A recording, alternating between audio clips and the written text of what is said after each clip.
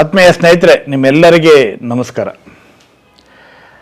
ಇವತ್ತು ವಿಶೇಷವಾಗಿ ನಮ್ಮ ಕರ್ನಾಟಕ ಕಾರ್ಯನಿರತ ಪತ್ರಕರ್ತರ ಸಂಘದ ವತಿಯಿಂದ ರಾಜ್ಯ ಮಟ್ಟದ ಕ್ರಿಕೆಟ್ ಟೂರ್ನಮೆಂಟನ್ನು ಈ ಬಾರಿ ಹಾಸನದಲ್ಲಿ ಏರ್ಪಡಿಸಿದ್ದೀವಿ. ಹಾಸನ ಅಂದರೆ ಬಹುಶಃ ನಿಮಗೆ ಗೊತ್ತಿರುತ್ತೆ, ಶಿಲ್ಪಕಲೆಯ ತವರೂರು ಅದು. ಅದರ ಜೊತೆಗೆ ಅರೆಮಲೆನಾಡು, ಮಲೆನಾಡು, ಬಯಲುಸೀಮೆ ಹೀಗೆ ಎಲ್ಲವನ್ನೂ ಒಳಗೊಂಡಿರುವಂಥ ಒಂದು ಜಿಲ್ಲೆ ಇದ್ದರೆ ಅದು ಹಾಸನ ಜಿಲ್ಲೆ. ಹೊಯ್ಸಳರ ಶಿಲ್ಪಕಲೆ ಖ್ಯಾತಿ ಹೊಂದಿರುವಂಥ ಜಿಲ್ಲೆಯಲ್ಲಿ ಗೊಮ್ಮಟನ ಬೀಡು ಕೂಡ ಹೌದು. ಅತಿ ಹೆಚ್ಚು ಎತ್ತರದ ಗೊಮ್ಮಟ ಮೂರ್ತಿ ಇರೋವಂಥದ್ದು, 12 ವರ್ಷಕ್ಕೊಮ್ಮೆ ಮಸ್ತಕಾಭಿಷೇಕ ನಡೆಯುವಂಥ ಜಿಲ್ಲೆ ಇರುವಂಥದ್ದು ಕೂಡ ಅದು ಹಾಸನದಲ್ಲಿ.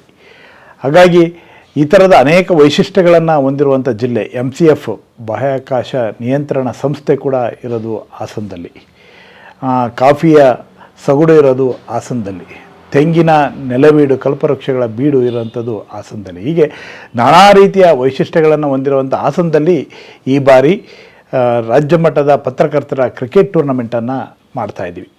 ಇದೇ 12 ಮತ್ತು 13, 12ನೇ ತಾರೀಕು ಶನಿವಾರ, 13ನೇ ತಾರೀಕು ಭಾನುವಾರ, 2 ದಿನಗಳ ಕಾಲ ಪತ್ರಕರ್ತರದ ಕ್ರೀಡಾಕೂಟ ಅಲ್ಲಿ ಹಾಸನದಲ್ಲಿ ನಡೀತಾ ಇದೆ. ವಿಶೇಷವಾಗಿ ಎಲ್ಲ ಜಿಲ್ಲೆಗಳಿಂದ, ನಮ್ಮ ಪತ್ರಕರ್ತರ ಸಂಘಟನೆಯಲ್ಲಿರುವಂಥ ಎಲ್ಲ ಜಿಲ್ಲೆಗಳಿಂದ ಎಲ್ಲ ಒಂದು ತಂಡವಾಗಿ ಬಂದು ಇಲ್ಲಿ ಆಟವನ್ನು ಆಡಲಿಕ್ಕೆ ಬರ್ತಾ ಇದ್ದಾರೆ. ಎಲೆಕ್ಟ್ರಾನಿಕ್ ಮೀಡಿಯಾ ಇರ್ಬೋದು, ಮುದ್ರಣ ಮಾಧ್ಯಮ ಇರ್ಬೋದು, ಅಥವಾ ನಮ್ಮ ಸಂಘದಲ್ಲಿ ಯಾರ್ಯಾರು ಸದಸ್ಯರಿದ್ದಾರೆ ಅವರೆಲ್ಲರೂ ಕೂಡ ಇದರೊಳಗಡೆ ಈ ಕ್ರಿಕೆಟ್ ಟೂರ್ನಿಯಲ್ಲಿ ಪಾಲ್ಗೊಳ್ತಾ ಇದ್ದಾರೆ. ಈ ಕ್ರಿಕೆಟ್ ಟೂರ್ನಿಯ ಒಂದು ಲಾಂಛನವನ್ನು ಕೂಡ ಮಾನ್ಯ ಮುಖ್ಯಮಂತ್ರಿಗಳು ಸಿದ್ದರಾಮಯ್ಯನವರು ಬಿಡುಗಡೆ ಮಾಡಿ ಶುಭ ಹಾರೈಸಿದ್ದಾರೆ. ಈ ಕ್ರಿಕೆಟ್ ಟೂರ್ನಿ ತುಂಬ ಚೆನ್ನಾಗಿ ಅಚ್ಚುಕಟ್ಟಾಗಿ ಯಶಸ್ವಿಯಾಗಿ ನಡೀಲಿ ಅಂತ ನೀವೆಲ್ಲರೂ ಕೂಡ ಹಾಸನಕ್ಕೆ 2 ದಿನಗಳ ಕಾಲ ಬಿಡುವು ಮಾಡ್ಕೊಂಡು ಬರಬೇಕು.